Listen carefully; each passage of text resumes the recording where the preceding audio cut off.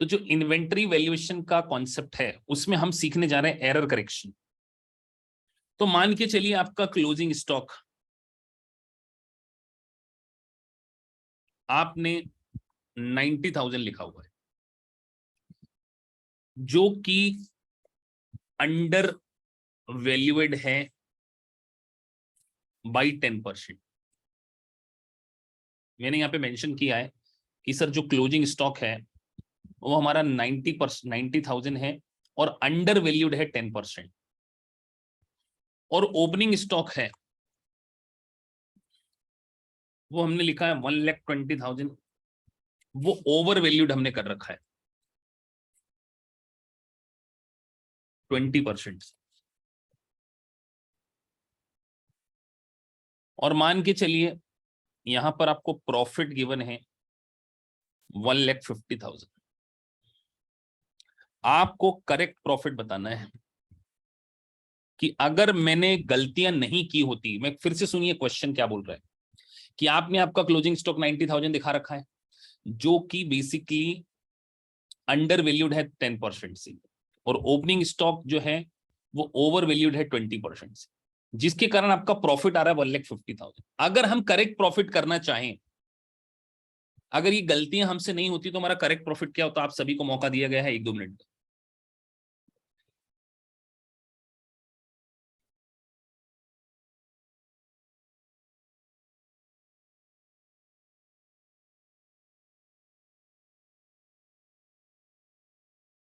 Correct profit बताना है आप लोगों को कैलकुलेट करके, और मुझे पूरी उम्मीद है ज्योति सिंह और सुधांशु मित्तल आप लोग तो डेफिनेटली बताना ही चाहिए,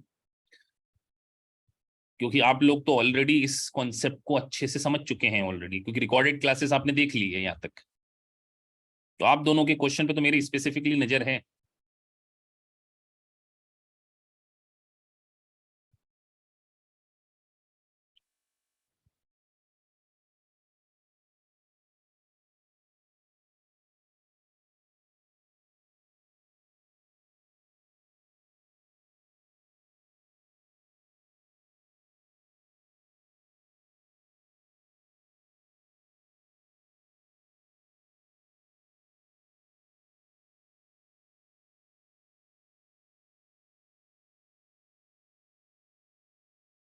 सुधांशु मित्तल आपका आंसर आ रहा है 1,35,000।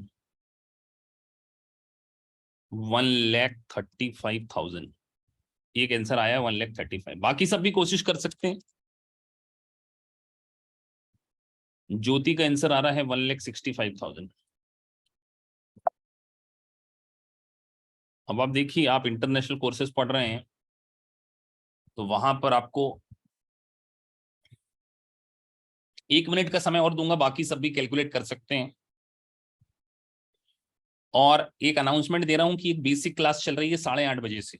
हमारी ये क्लास अलग है, बेसिक क्लासेस एक नए टीचर ले रहे हैं, वो सर्टिफाइड पब्लिक अकाउंटेंट है, इश नारंग, मेरे ही स्टूडेंट हैं, तो उनको हमने एज ए फैकल्टी ज्वाइन कराया है। तो बिल्कुल बेसिक लेवल से भी आप क्लासेस को अटेंड कर सकते हैं। मेन क्लासेस सीपीए की मैं ही लेता हूं, लेकिन फंडामेंटल क्लासेस आपके बिल्कुल अगर जीरो हैं, मतलब डेबिट क्रेडिट भी आपको नहीं आता है सही तरीके से, तो वो भी हम आपके इंप्रूव करा देंगे।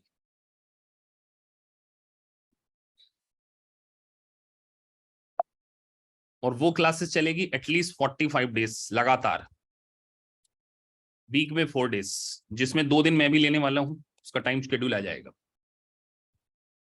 लेकिन अभी आपको कंसेप्चुअली पहले चीजें यहाँ पे क्लियर करनी है।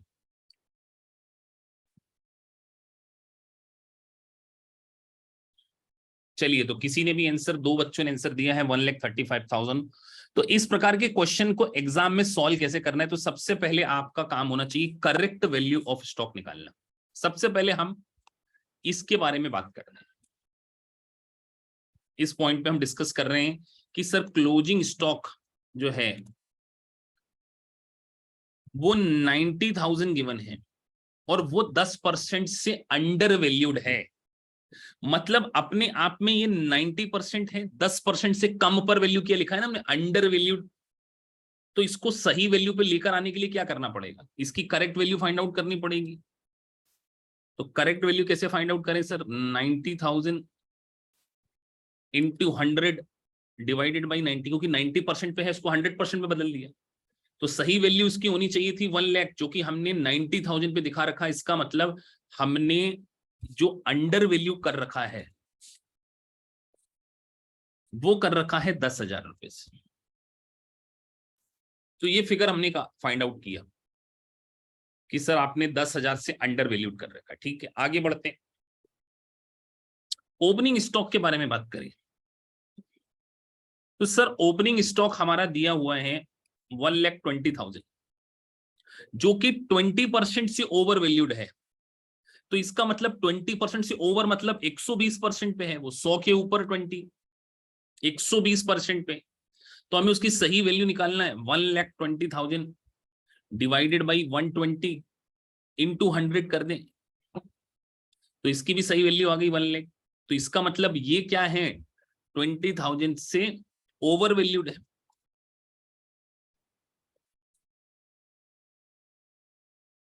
ये बात सबको समझ में आई कि नहीं आई?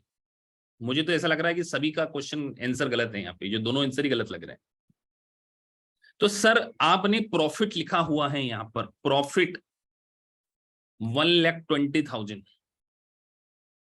ये प्रॉफिट में आपने क्लोजिंग स्टॉक को कम दिखा रखा है।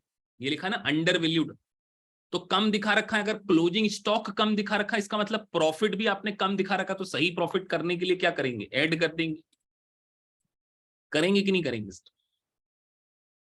फिर से सोचिए कि सर 120 है, वो 10,000 से कम है, क्लोजिंग स्टॉक प्रॉफिट साइड लिखते हैं, तो प्रॉफिट हमने 10,000 से कम लिख दिया, तो एडजस्टमेंट हो गया। 10,000 का क्या कर देंगे, प्लस कर देंगे। सर ये ओवर वैल्यूड है ओपनिंग स्टॉक, मतलब खर्चा ज्यादा दिखा रखा है। तो खर्चा ज्यादा दिखा रखा है इसका मतलब प्रॉफिट कम दिखा रखा होगा। Over valued opening stock, opening stock profit and loss account के डेबिट साइड आता है। इतना पता है कि नहीं पता है सभी? यस सर पता है। ऐड, तो यहां पर अब मैं इसको ऐड करने जा रहा हूं। तो सर यहां पर आपने एडजस्टमेंट,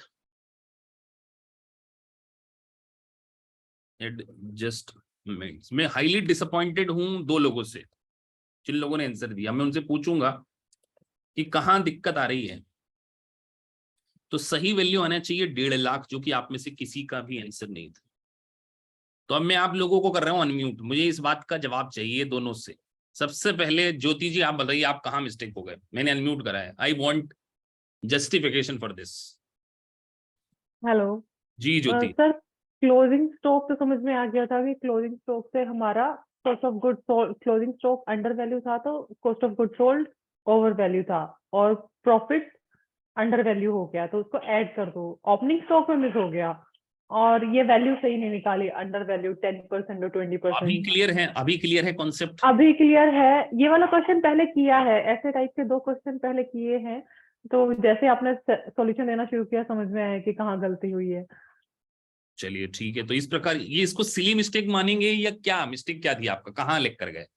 सर मैं यहाँ लेट कर गई कि ओपनिंग स्टॉक को अंडर वैल्यू किया है, दैट मीन वो सॉरी, ऑलरेडी ओपनिंग स्टॉक को 90% है, ओवर वैल्यू किया है वो तो cost already, of goods sold मतलब अंडर आप, वैल्यू है तो प्रॉफिट ओवर वैल्यूड है। यस, आप सोचिए कि आपने खर्चा ज्यादा दिखा रखा। अगर आपने कोई चीज को, ओपनिंग स्टॉक कहाँ आता है, एक्सपेंसेस साइड आता है, तो एक्सपेंसेस ज्यादा दिखा रखा है, तो प्रॉफिट कम दिखा रखा होगा। तो प्रॉफिट को सही करने के लिए आपने क्या किया, 20,000 से वो किया। चलिए अब मैं सुधांशु से भी पूछूंगा, क्योंकि मुझे पूरी उम्मीद है कि आप लोग पास हो रहे हो। मैं उम्मीद लगा के बैठा हूं और ऐसी मिस्टेक्स मेरे को थोड़ा सा टेंशन में डाल देती है। सुधांशु आप बताइए आपसे क्यों गलती हुई? सर एक्चुअली एक तो कैलकुलेशन में जो 90% और 120% का था वो क्राइटेरिया मैंने like straight forward minus plus कर दिया। लाइक 90,000 में 9,000 ऐड कर दिया और 120 में सीधा 20% जो है लेस कर दिया। अभी क्लियर हो गया आपको कि ऑलरेडी कोई चीज अंडर वैल्यूड है, मतलब ऑलरेडी वो 90% पे गलत वैल्यूड है ना, वो गलत वैल्यूड है, इसका मतलब वो 90% पे आ रही है। कोई भी चीज करेक्ट होती तो वो 100% पे आना चाहिए। करेक्ट वैल्यू क्या है, 100% है, लेकिन हम उसको ऑलरेडी 10% पे कम कर रखे हैं। इसका मतलब वो 90% पे, तो उसको सही वैल्यू पे लाने के लिए 90,000 डिवाइडेड बाई 90 इंटू 100 कर दिया हमने। तो सही वैल्यू होना चाहिए 1,00,000, हमने इसको 10,000 पे कम वैल्यूड कर रखा है। अभी ये क्लियर है sir Sudhanshu? You have explained it very well कि अब ये बड़ा कंसेप्चुअली क्लियर रहेगा आगे तक। हाँ, और ये एग्जाम में क्वेश्चंस हैं, एरर करेक्शन आप देखेंगे। अब मैं आप दोनों से एक बार सभी से एक क्वेश्चन पूछता हूं इस बात के ऊपर कि अगर मेरा, पहले सभी को एक बार म्यूट कर दें ताकि, अब मैं आपसे क्वेश्चन यहां पूछने जा रहा हूं, अगर मेरा स्टॉक अंडर वैल्यूड है,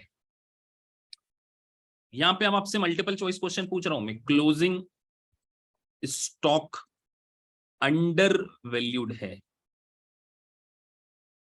तो इसके कारण मेरे सीओजीएस पे क्या इंपैक्ट पड़ेगा? सीओजीएस मैंने हाई दिखा रखा है या लोअर दिखा रखा है? आप सभी को वोटिंग करना है, मैं पोल करूंगा इसके ऊपर,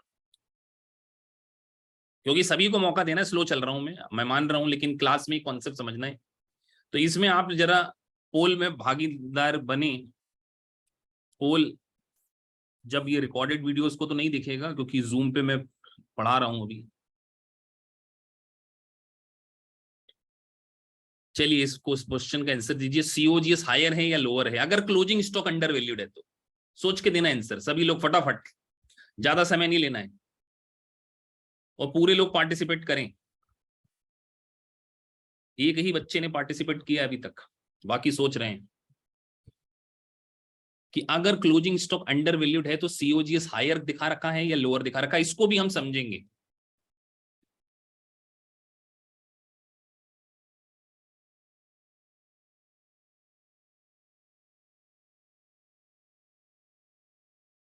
सैंतीस सेकंड हो चुके हैं, 1 से 1.5 मिनट में इसका आंसर देना चाहिए।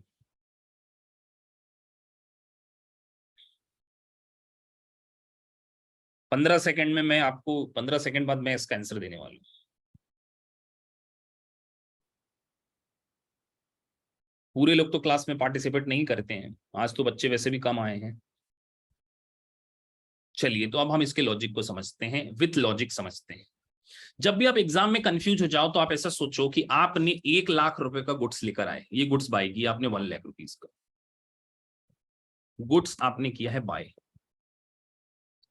इसमें से लेट से आपने सोल्ड कर दिया 20,000 रुपए, है ना, ये कॉस्ट पे बात हो रही है। तो बैलेंस कितना बचना चाहिए?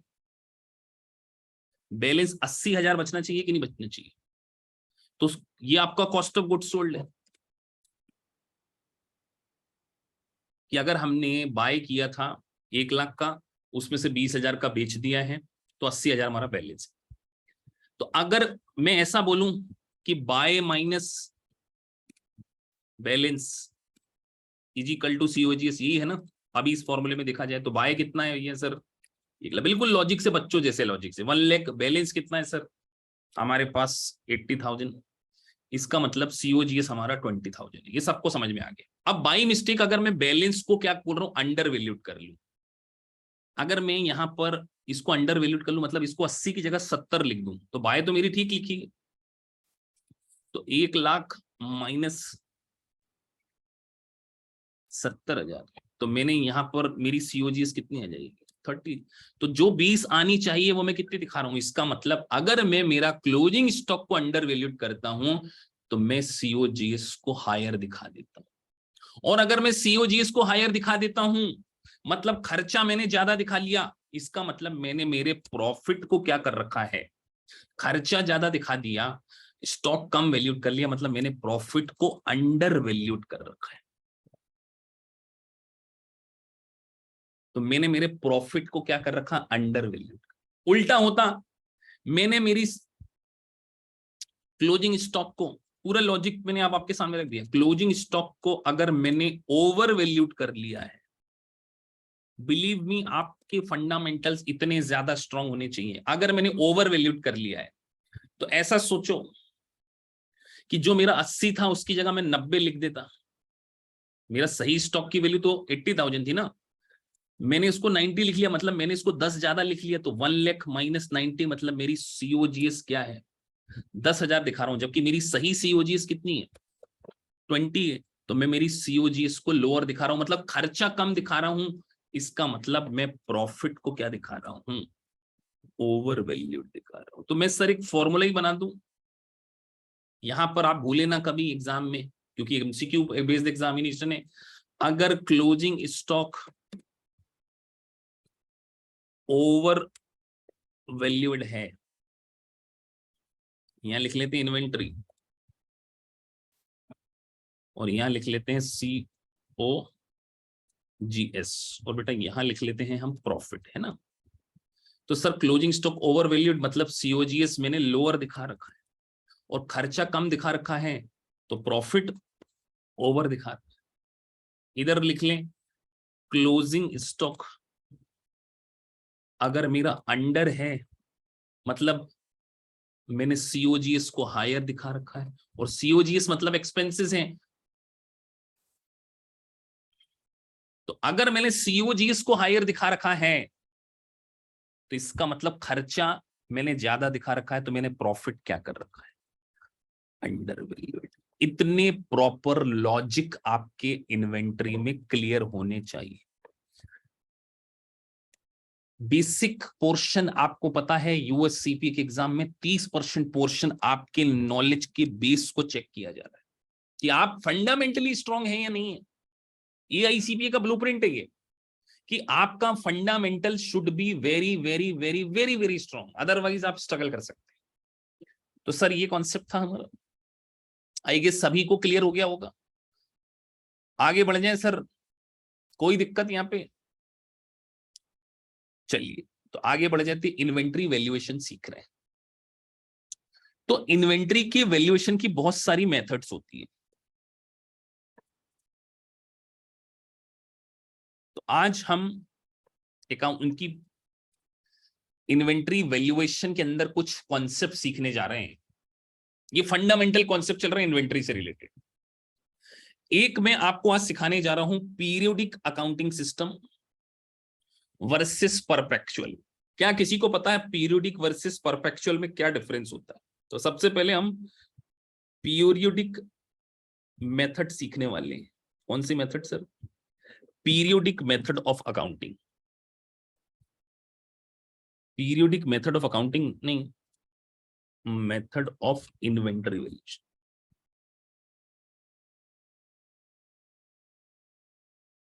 अब मैं आपके एक फंडामेंटल कॉन्सेप्ट देखना चाहता हूं क्योंकि आप लोगों ने बोला है कि सर हमने ये वाले लेक्चर को कंप्लीट कर लिया है, ज्योति और सुधांशु मित्तल। बाकी का भी मुझे आइडिया नहीं है, बाकी का तो मैं रिपोर्ट्स मीटिंग्स होती रहती है तो आपने मुझे बताया है कि सर हम तो ये कंप्लीट कर चुके हैं।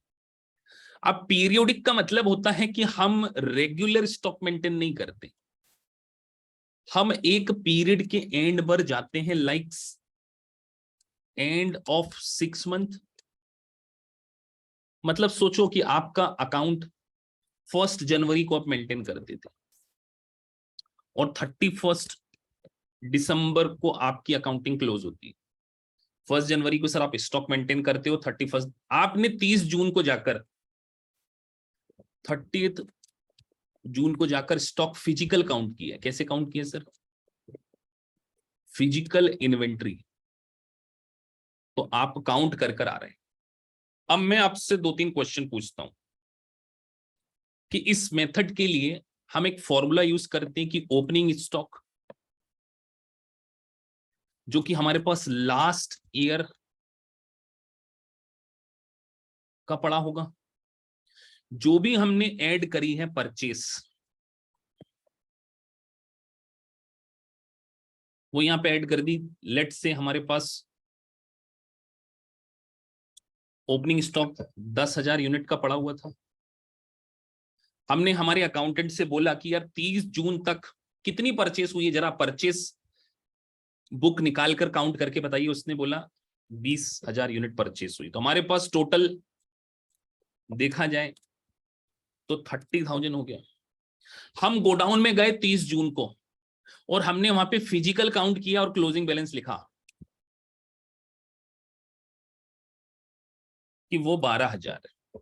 तो इसका मतलब शुरू में 10,000 पड़ी थी, 20,000 बाय करी, टोटल हो गई 30,000। सर इसमें कोई डाउट नहीं है, जब फिजिकल काउंट किया तो 12 पड़ी, इसका मतलब 18,000 क्या है?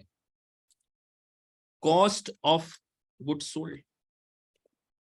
2 ड्रॉबैक लिखना है आपको।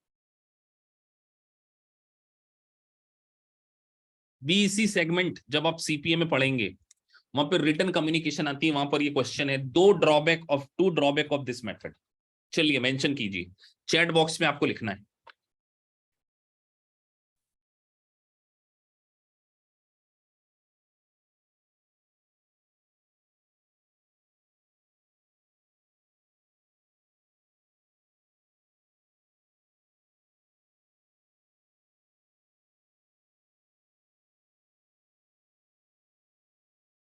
दो ड्रॉबैक आपको चैट बॉक्स में लिखना है, जो भी समझ में आए लिखना है। और नहीं समझ में आया कि सर कुछ समझ में नहीं आ रहा, तो भी लिखना कि sir I am not able to understand. ये आपको अलाउ है लिखना। Manual effort, higher chances of error. एक तो सही बात है सुधांशु लिखने की सर जाके फिजिकली काउंट करना पड़ेगा, तो चलो ठीक है। हायर चांसेस ऑफ एरर, और क्या रीजन है ज्योति? और बाकी ये धीरज वित्तल और ये सब क्या आप लोग क्या करने आए हैं फिर? अभिषेक खंडेलवाल, मोहसिन, प्रेम केरी, बाकी सब audience, I am not able to understand. At least ये आपने लिखा विजया, ठीक है, आप तो आज पहले डे पे आ रही हैं शायद, तो अभी आपको मैं पहले ही बोल रहा हूँ, आपको बिल्कुल बेसिक लेवल से समझाया जाएगा। पहले आपकी जनरल एंट्रीज, फंडामेंटल्स, तब जाके आपको चीजें क्लियर होंगी। तो समझिए हमने क्या बोला कि हमारे पास शुरू में 10,000 यूनिट पड़ी थी।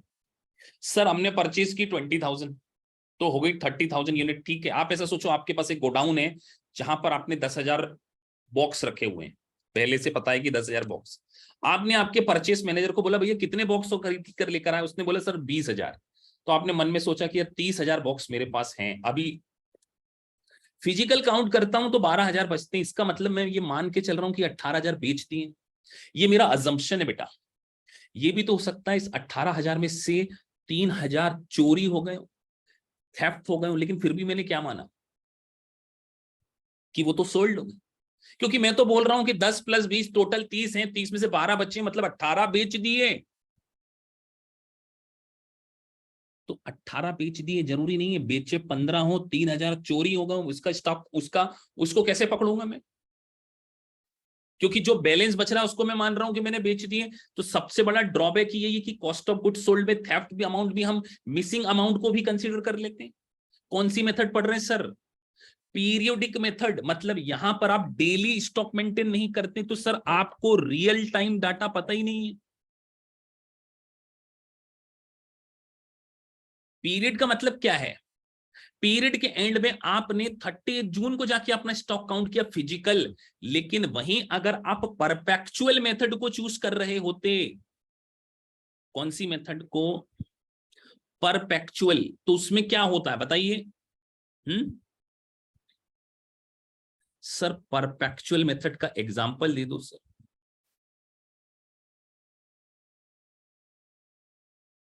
सो जो परपेक्चुअल मेथड होती है उसके अंदर हम क्या करते हैं? Daily stock. जैसे सर मेरे पास 1 जनवरी को माल पड़ा हुआ है, लेट से मेरे पास 10,000 यूनिट पड़ी है, मैंने 2 जनवरी को और बाय किया।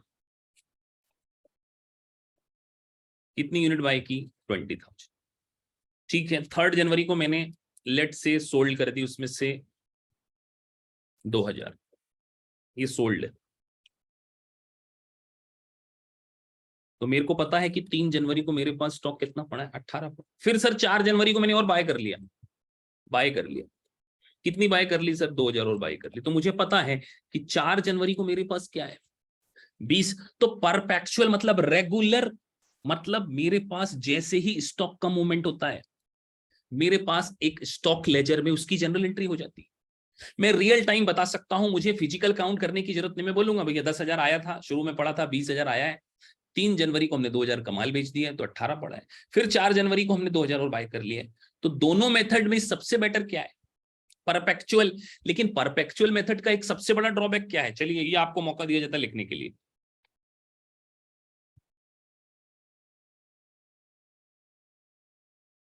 सर सबसे पहले मुझे बताओ कितना मुश्किल काम होगा सर ये।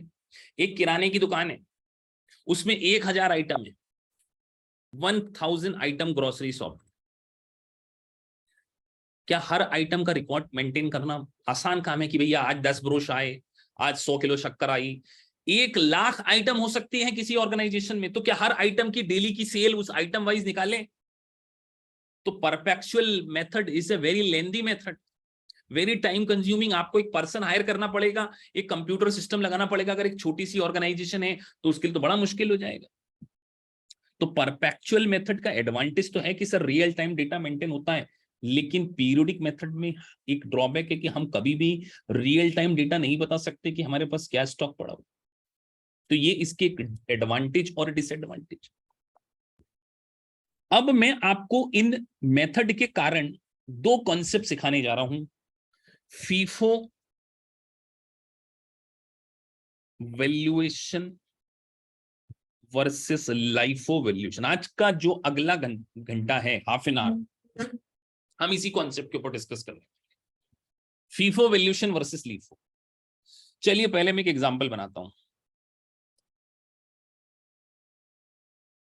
कि सर मेरे पास 1,000 यूनिट पड़ी हुई है, ये मेरे पास ओपनिंग बैलेंस है 1 जनवरी को, यहां लिख दे रहा हूं मैं।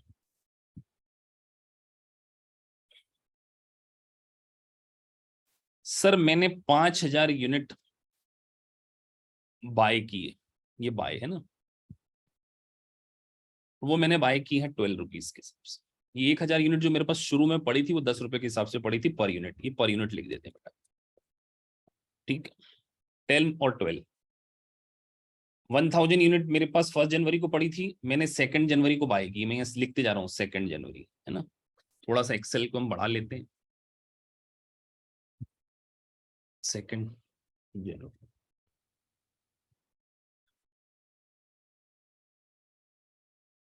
ठीक है सर। मैंने 6,000 यूनिट, सॉरी 5,200 यूनिट को सोल्ड कर दिए। कब सोल्ड किया सर? 3 जनवरी।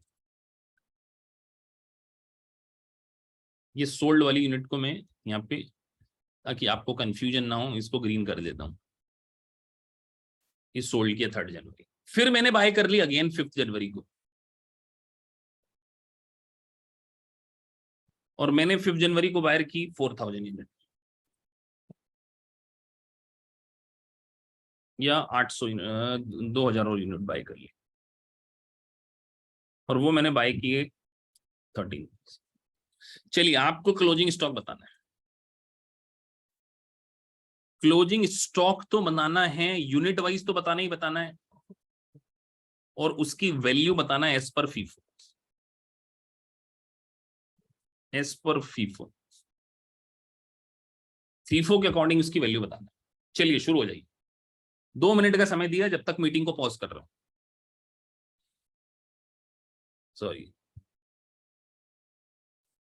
तो मैंने मीटिंग पॉज करना भूल गया था, रिकॉर्डिंग भी नहीं हुई, फिर भी बता दे रहा हूं क्योंकि रिकॉर्डिंग में वो नहीं आया है, तो फिर से लिख दे रहा हूं मैं। ये तो जो बच्चे रिकॉर्डिंग देखेंगे,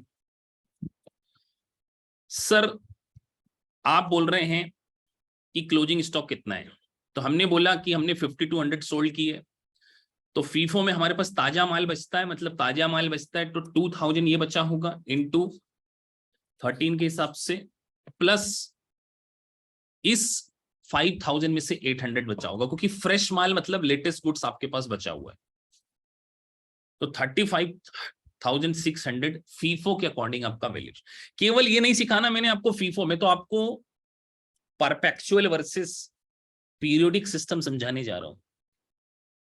तो जरा मुझे लीफो के अकॉर्डिंग कैलकुलेट करके बताइए बेटा, स्टॉक कितना होगा लीफो के अकॉर्डिंग।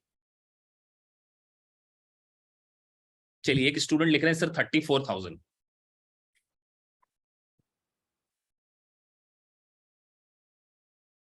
बाकी भी लिखो बेटा। धीरज मित्तल लिख रहे हैं 34,000। लीफो का मतलब होता है लास्ट इन फर्स्ट हाउस, ताजा माल बेच देते हैं हम, ऐसा मान के चलते हैं। पुराना माल पड़ा रहता है ऐसा मानते हैं हम, सबसे पुराना माल हमेशा पड़े रहेगा। तो सर इसका मतलब हमारे पास 1,000 प्लस 5,000 6,000, 6,000 प्लस 2,000 8,000 आई है। उस 8,000 में से हमने 5,200 बेच दिया, मतलब यूनिट तो हमारे पास 2,800 ही है। लेकिन अजम्पशन क्या है? अजम्पशन ये है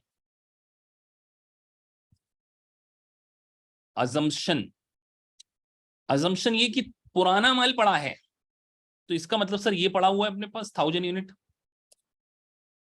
ये पड़ी हुई है सर 10 रुपए के हिसाब से, और ये भी पड़ी होगी, इसमें से कितना बच गया होगा, इसमें से सर अपने पास 1800 बच गया होगा, क्योंकि पुराना माल पड़ा रहता है। तो 12 के हिसाब से तो सर ये हो गया 10,000 और ये हो गया 1800 इंटू 12। तो सर ये तो हमारे पास टोटल आ गया 31,600। लीफो का जंक्शन क्या है? ये कौन सी मेथड है? पीरियोडिक। ये कौन सी मेथड है सर? ये पीरियोडिक मेथड है। बात समझ आई कि नहीं आई? अब कई बच्चों का 34,000 वाले बच्चे जरा मुझे बताएं 34,000 कहां से लेकर आ गए बेटा आप लोग? 34,000 कहां से लेकर आ गए? तो अब मैं आपको कुछ जादू दिखाने जा रहा हूं, बहुत टेक्निकल पार्ट है बेटा। हम पढ़ने जा रहे हैं परपेचुअल मेथड। अब बड़े ध्यान से समझना, परपेचुअल को फॉलो करते हैं अब हम,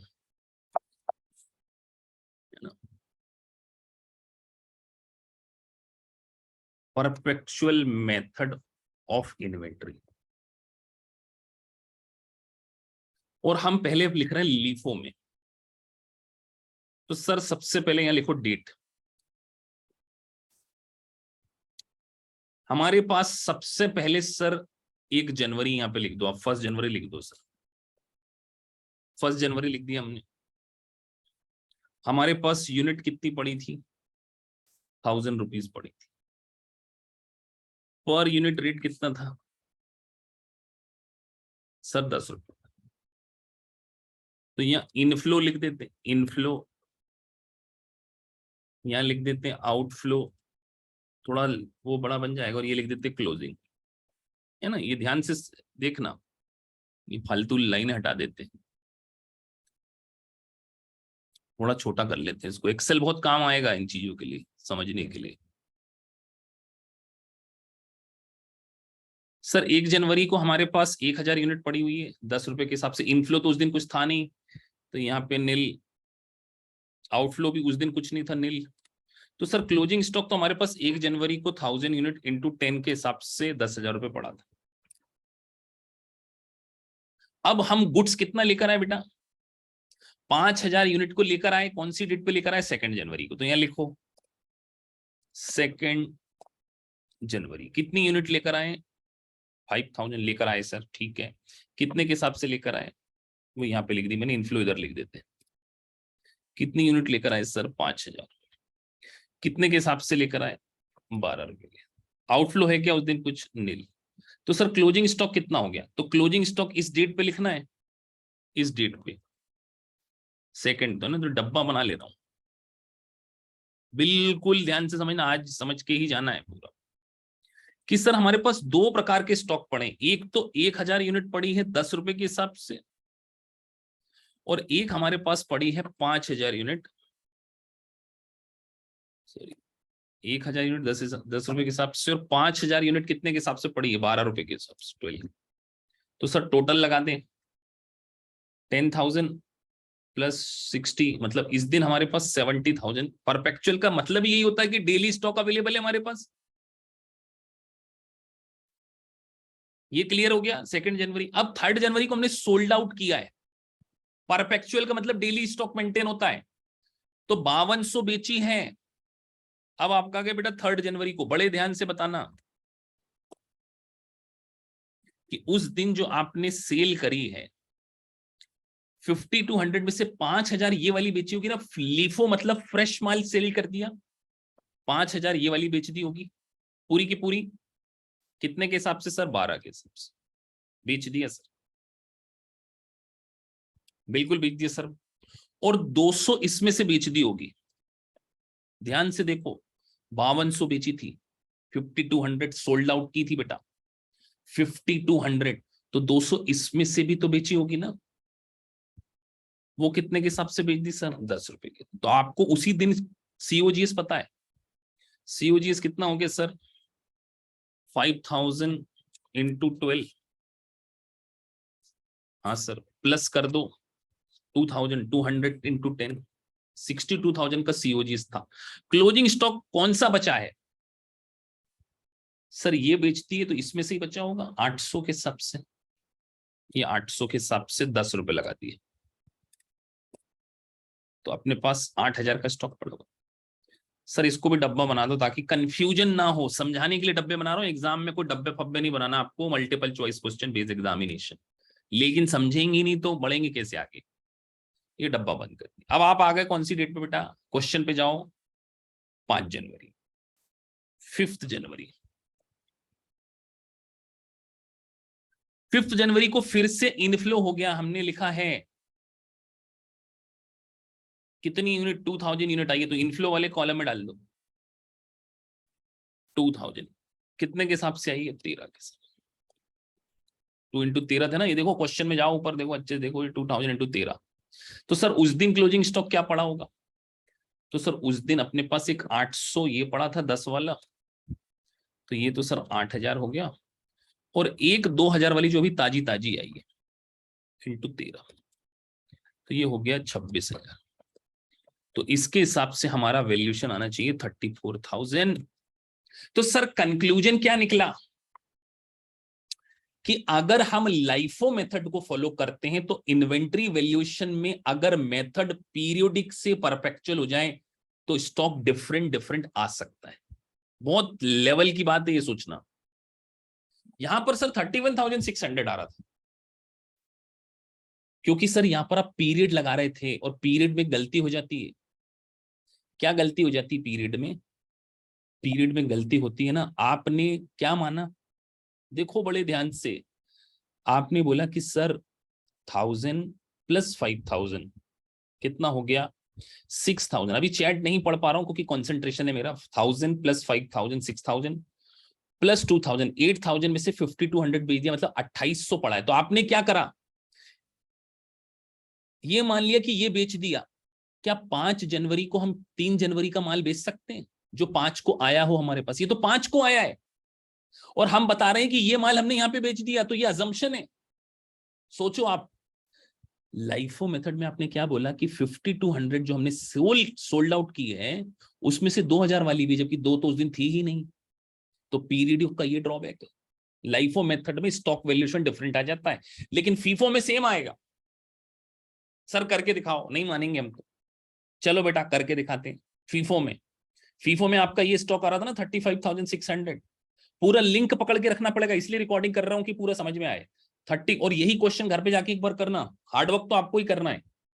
35,600 ये पड़ा है सर फीफो में, परपेचुअल करो तो सर शुरू में तो यही आना है।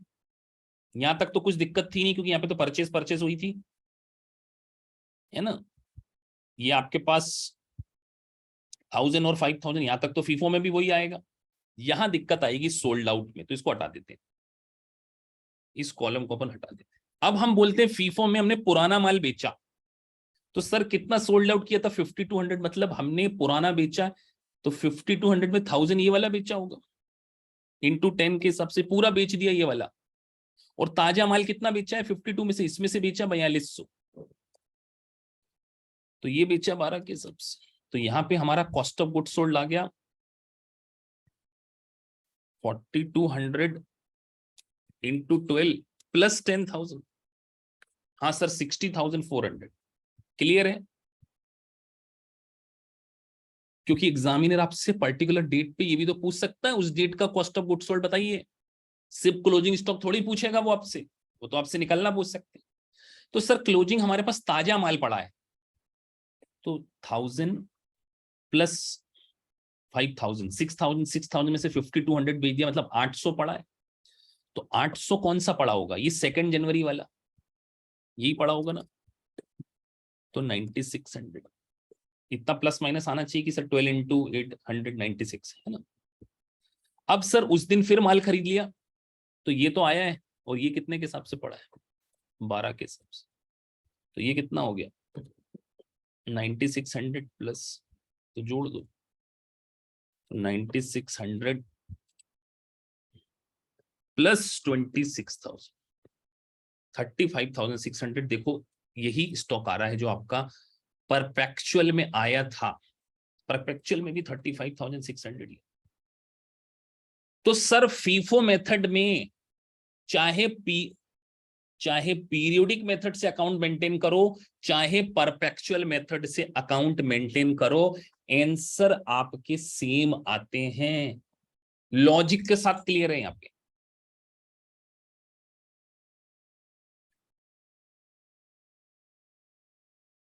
मोहसिन डेफिनेटली आपको गाइड करेंगे। आपका कहना है कि सर हमें सीपीए करना चाहिए या सीएमए करना चाहिए, तो वो मैं आपको एक अलग से डिस्कस करूंगा, बिकॉज ये लाइव क्लास चल रही है, तो अभी मैं यहाँ पर ये डिस्कस नहीं कर पाऊंगा, please sorry to say for that, but definitely we will discuss. आप काउंसलिंग टीम को बोल देना तो वो मेरे से आपकी कॉन्वर्सेशन कॉल करा देंगे, तब मैं आपको बेटर एडवाइस कर पाऊंगा। अभी हम कॉन्सेप्ट के ऊपर हैं।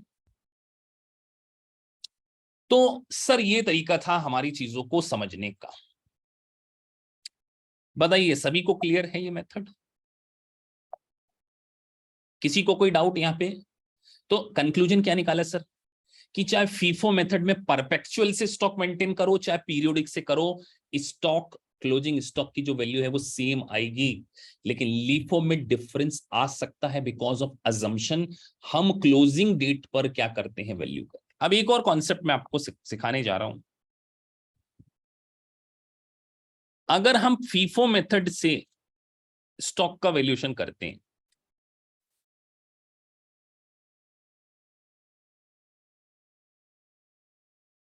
फीफो मेथड से सर, और अगर हमारी प्राइस इंक्रीजिंग ट्रेंड में है, मतलब इन्फ्लेशन बढ़ते जा रही है,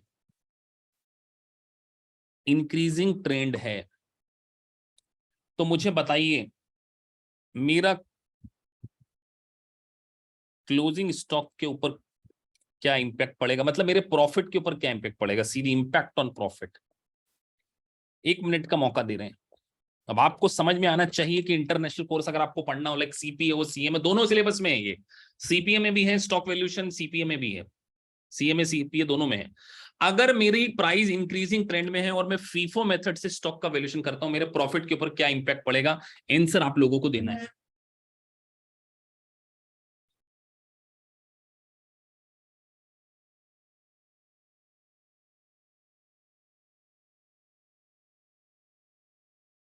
सोच के देना।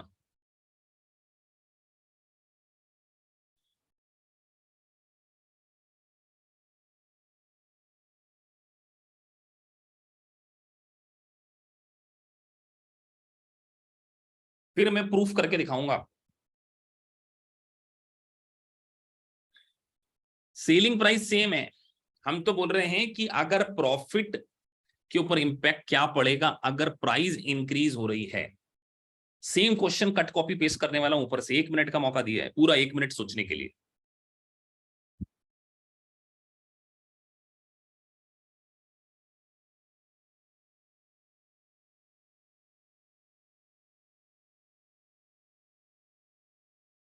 ज्योति बहुत काम करने की जरूरत है आपको, चैप्टर पढ़ चुके हैं आप।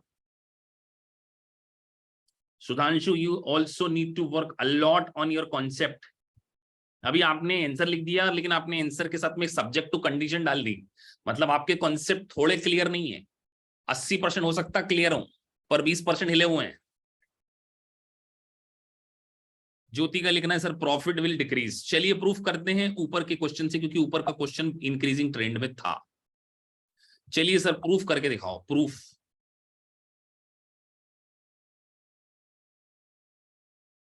यही क्वेश्चन है ना वो, इंक्रीजिंग ट्रेंड दिख रहा है, 10 से 12 हो गई, 13 हो गई। ये क्वेश्चन कट कॉपी पेस्ट कर रहा हूं, ये कंट्रोल सी दबाया, कमांड सी दबाया और नीचे कर लिया पेस्ट, ताकि आप अच्छे से फ्री माइंड से सोच सके कि सर 10 से 12 13, तो हम क्या मानते हैं कि हमारे पास स्टॉक ताजा वाला पड़ा है, ये माल पड़ा हुआ है, तो स्टॉक का वैल्यू क्या होगा,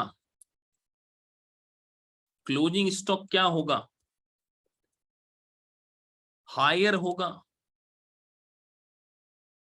होगा कि नहीं हायर वैल्यू पे फीफो मेथड में, क्योंकि आपका अजम्पशन है कि ये वाला माल मेरे पास पड़ा हुआ है।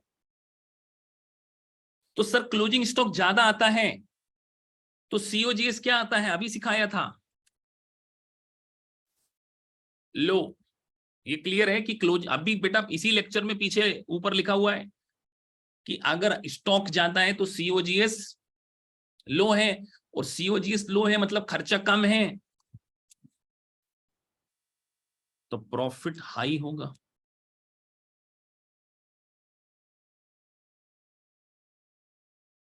सर सीओजीएस लो है, अभी आपने ये इंक्रीजिंग ट्रेंड बता दिया।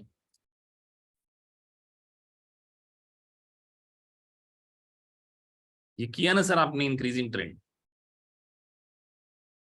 तो अभी ज्योति आपने क्या लिखा था आंसर, लेस प्रॉफिट होगा। तो आप देख लीजिए, रट्टाफिकेशन यूएससीपीए यूएससीएमए में नहीं चल पाएगा। एक जगह रट लोगे, कहां रट लोगे। आगे बढ़ते हैं, प्रूफ करते हैं डिक्रीजिंग ट्रेंड से। सर उल्टा कर दो, ये स्टॉक पहले 13 वाला आया, माल कम, प्राइस गिर रही है, तो कहीं ना कहीं आपके पास ये वाला माल पड़ा होगा, 10 वाला पड़ा होगा। आप मान के चलोगे ना कि ताजा माल पड़ा है, 10 वाला पड़ा है, तो यहाँ पे क्लोजिंग स्टॉक कम वैल्यू वाला पड़ा है।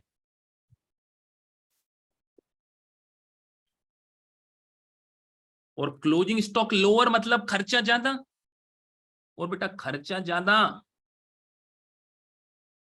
तो प्रॉफिट क्या हो जाएगा, लोअर हो जाएगा। आई समझ में बात की नहीं आई। चलो बेटा आप उल्टा देते हैं आपको लीफो में।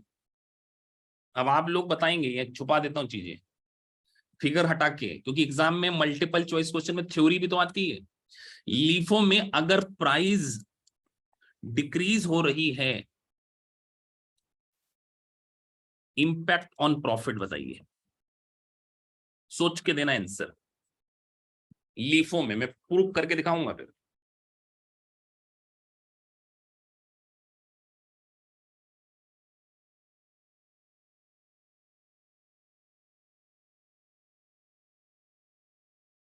जब ऐसी सिचुएशन में पहुंच जाओ तो थोड़ा कॉपी पेन में ड्रॉ कर लिया करो।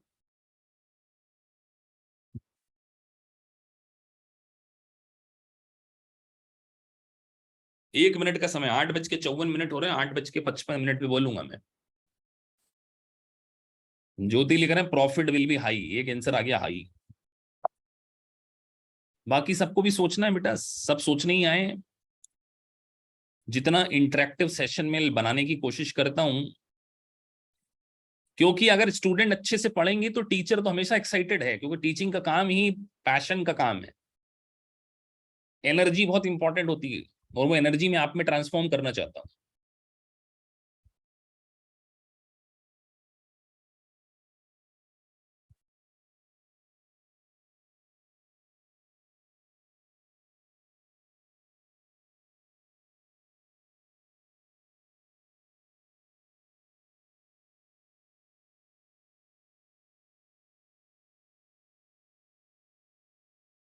चलिए बाकी सब लोग नहीं लिख पा रहे हैं। सर फिर से प्रूफ कर दीजिए प्राइस डिक्रीजिंग ट्रेंड। यही वो एग्जांपल है। यहां पे अब हम फीफो की जगह क्या लिख लेते हैं बेटा, लीफो लिख लेते हैं। अजम्पशन क्या है लीफो में, कि हमारे पास पुराना माल पड़ा रहता है, मतलब ये 13 वाला पड़ा होगा, प्राइस डिक्रीजिंग है ना, मतलब हमने पुराना वाला माल कॉस्टली है, मतलब क्लोजिंग स्टॉक क्या होगा यहाँ पर, प्राइस डिक्रीजिंग है मतलब ताजा माल बेच रहे हैं, ये बेच दिया ऐसा मान के चला आपने। लिफो मतलब लास्ट इन फर्स्ट आउट, मतलब पुराना वाला पड़ा, ये 13 वाला पड़ा, तो क्लोजिंग स्टॉक यहाँ पे क्या होगा, हाई होगा सर।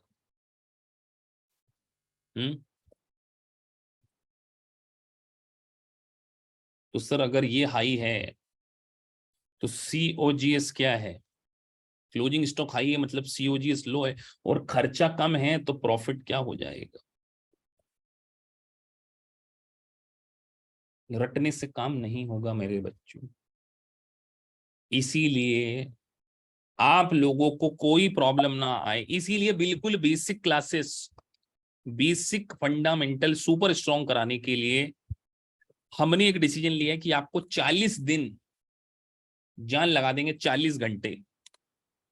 एक नई बैच स्टार्ट की जा रही है, चाहे आप सीपीए के स्टूडेंट हो, चाहे आप सीएमए के स्टूडेंट हो, चाहे आप आईएफआरएस के स्टूडेंट हो सकता है 40 की जगह इसको मैं 60 घंटे कर दूं, और इस 60 घंटे के आपको पूरे notes plus MCQ test plus LMS भी मिलने वाला है। ये एक नए प्रकार का इनिशिएटिव लिया है to help the all international student. अभी स्टार्ट हो रही है इसकी बैच, तो इसको आप बिल्कुल अगर एज ए फ्रेश ज्वाइन करना चाह रहे हैं, और यह जिन्होंने जस्ट वीक बिफोर कोर्स को ज्वाइन किया है, तो वो बिल्कुल फंडामेंटली क्या करें, चीजों को स्ट्रॉन्ग करने के लिए इस क्लासेस को डेफिनेटली अटेंड करें, तभी जाकर आपके कंसेप्ट। और 60 घंटे मतलब पूरे 2 महीने, 2 से 3 महीने, 2.5 मंथ मुझे आप लोगों से चाहिए। उसके नोट्स भी आपको पूरे मिलने वाले हैं, उसका मॉडल टेस्ट पेपर आपको मिलेगा पूरा, पूरे नोट्स आपके डिजाइन हो चुके हैं, और नए एलएमएस के अंदर आपको एंट्री दी जाएगी जो बिल्कुल एकदम लेटेस्ट इसको ज्वाइन करने वाले। तो आपको एक प्रॉपर स्टूडेंट क्विज के नाम से एलएमएस दिया जाएगा, जिसके अंदर सारे फंडामेंटल कॉन्सेप्ट्स के नोट्स प्लस हर वो बारीक चीज, क्योंकि मुझे पता है कि आप लोग तभी पास हो पाएंगे जब इन क्लासेस को आप सही तरीके से रिवीजन करें, क्योंकि क्लास में कॉन्सेप्ट हिले हुए हैं। तो इसको स्ट्रॉन्ग करना आपको बहुत ज्यादा जरूरी है। तो डेफिनेटली आप इस क्लास को अटेंड कीजिए। 4 to 5 डेज इसकी नाइट में क्लासेस होगी, 4 to 5 डेज नाइट में रखेंगे, नाइट सेशन, जिससे कि सारे वर्किंग प्रोफेशनल इस क्लासेस को बहुत अच्छे से क्या कर सकें, अटेंडेंस। सो आज हमने बहुत ही टेक्निकल चीजों को डिस्कस किया है, तो आप इसको एक बार प्रॉपर रिवाइज कीजिए। कल इसके बेसिस पे टॉपिक को क्या कर लेंगे हम पूरी